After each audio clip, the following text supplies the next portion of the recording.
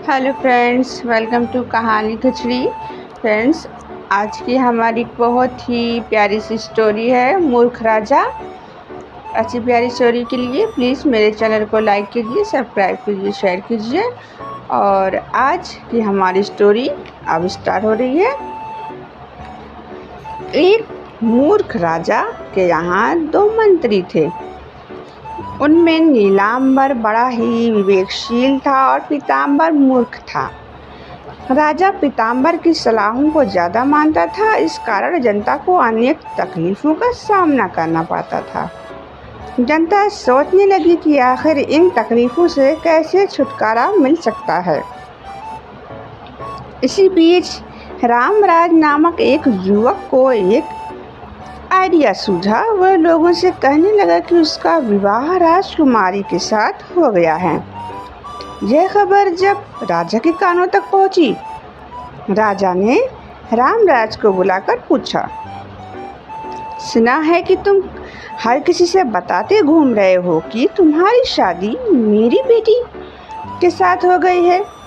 क्या यह बात सच है? महाराज, ये बातें सच हैं, चाहे सपने में भी क्यों ना हो। राजा का दामाद बन जाना कितनी बड़ी बात है। निखिल रामराज ने जवाब दिया। इस पर राजा ने अपने मंत्रियों से सलाह मांगी। नीलांबर ने कहा, महाराज, निखिल राजकुमारी के साथ विवाह करने का सपना देखना गलत नहीं है, लेकिन उसने अपने सपने का चारों तरफ प्रचार किया है। इस अपराध में उसे उचित दंड देना चाहिए। इसके बाद पीतांबर ने अपनी राय दी। महाराज, निखिल जैसा एक साधारण व्यक्ति का राजकुमारी के साथ विवाह करना बहुत बड़ा अपराध है। इसे फांसी के तख्ते पर चढ़ाना होगा। फिर क्या था, निखिल की सुनवाई शुरू हुई। एक सार्वजनिक सभा बुलाई गई। इसे देखने के लिए लोगों की भारी भीड़ लग गई। निखिल ने सबके सामने ये स्वीकार कर लिया कि उसने सपना देखा है। इस पर राजा ने क्रोध में पूछा, सपने में राजकुमारी के साथ शादी करने की तुम्हारी हिम्मत कैसे हुई? तो रामराज ने कहा, महाराज, आप मुझे क्षमा करें, मैं जानता हूँ कि मैं राजकुमारी के पैरों की धूल भी नहीं हूँ। मैं तो रोने धोने वाला था, मगर मैं क्या करता। पड़ोसी राजा वैभव सिंह ने कुमारी के साथ जबरदस्ती मेरा विवाह कराया। निखिल ने चतुराई से कहा। यह बात सुनते ही राजा आग बबूला हो उठा। बोला, वैभव सिंह की इतनी हिम्मत, उसका घमंड तोड़ना होगा। क्यों नीलांबर, तुम्हारी क्या राय है? राजा की आदत थी, वो हर बात में अपने मंत्रियों की सलाह लेता था।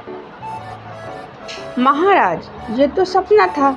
अकारण पड़ोसी राजा के साथ झगड़ा मोल लेना राज्य के लिए हितकर नहीं है, पर राजवंश की मर्यादा भंग करने के अपराध में हम रामराज को केवल दंड देना हमारा व्यक्ति कर्तव्य है। नीलांबर ने समझदारी से बताया। पीतांबर, तुम्हारी क्या राय है? राजा ने पूछा। महाराज, वैभव सिंह को अगर हम क्षमा कर दें तो इसका मतलब होगा कि हम कायर हैं, इसलिए उसका सर कटवाना ही होगा। पीतांबर ने अपनी राय दी। पीतांबर जो था वो राजा का थोड़ा चापलूस मंत्री था। वो राजा की चापलूसी, उनकी तारीफी में कुछ भी कह देता था। किसी भी बात के लिए कानून की तरह या सही राय नहीं करता था। तो राजा ने सेनापति की ओर मुड़कर आदेश दिया, सेनापति, तुरंत सेना को तैयार करो। राजपुरोहित के द्वारा हमला करने के लिए मुहूर्त निश्चित करवा दो। यह काम मिनटों में हो जाना चाहिए। इस बीच रामराज ने दखल देते हुए कहा, महाराज, आपने मेरा सपना पूरा सुना ही नहीं कि वैभव सिंह ने मेरी शादी कैसे कराई।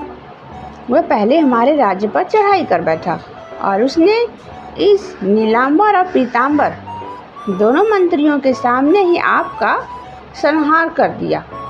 इस पर नीलांबर मंत्री ने अपनी ही मृत्यु पर दुखी होकर कहा, देवता जैसे राजा के मरने के बाद अब मैं जिंदा रहकर क्या करूँगा।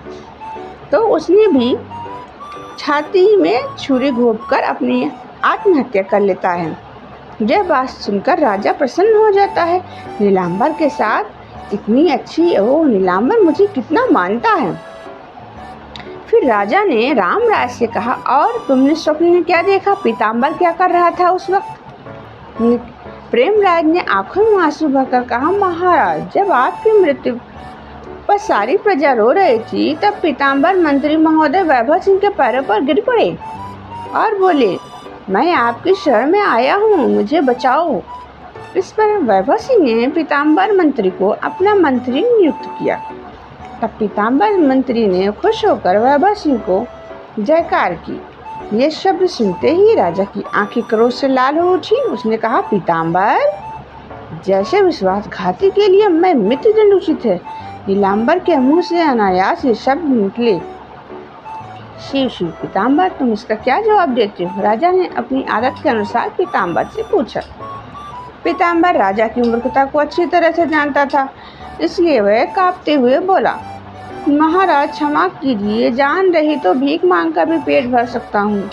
आपकी आज्ञा हो तो मैं इस राज्य को छोड़कर दूर चला जाऊँ। उसी दिन पीताम्बर को देश छोड़ने का आदेश मिला और वह देश छोड़कर चला गया। उसके जाते ही राजा ने नीलांबर मंत्री से पूछा, नीलांबर, मैं इस प्रेमराज का क्या करूँ? कोई पुरस्कार देना चाहिए मुझे, मैं कुछ निर्णय नहीं कर पा रहा हूँ, तुम ही बताओ मैं क्या करूँ। महाराज, अफवाह तो हो ही चुकी है कि रामराज की शादी हो गई है राजकुमारी से, तो क्यों ना हम रामराज की शादी करा ही दें। राजा इस बात पर मान गया और उसने जो है रामराज से अपनी राजकुमारी, अपनी बेटी की शादी करा दी और फिर रामराज को अपनी यहाँ मंत्री नियुक्त कर लिया। तो इस तरह से एक बुद्धिहीन इंसान से देश राज्यवासियों को छुटकारा मिल गया और एक अच्छा योग्य व्यक्ति मंत्री बन गया। अब देश की जनता, प्रजा सब बहुत खुश थे। स्टार्टिंग से एंड तक आपको सभी को मेरी स्टोरी में बने रहने के लिए थैंक यू। हैप्पी रहिए, हेल्दी रहिए, बाय बाय, टेक केयर।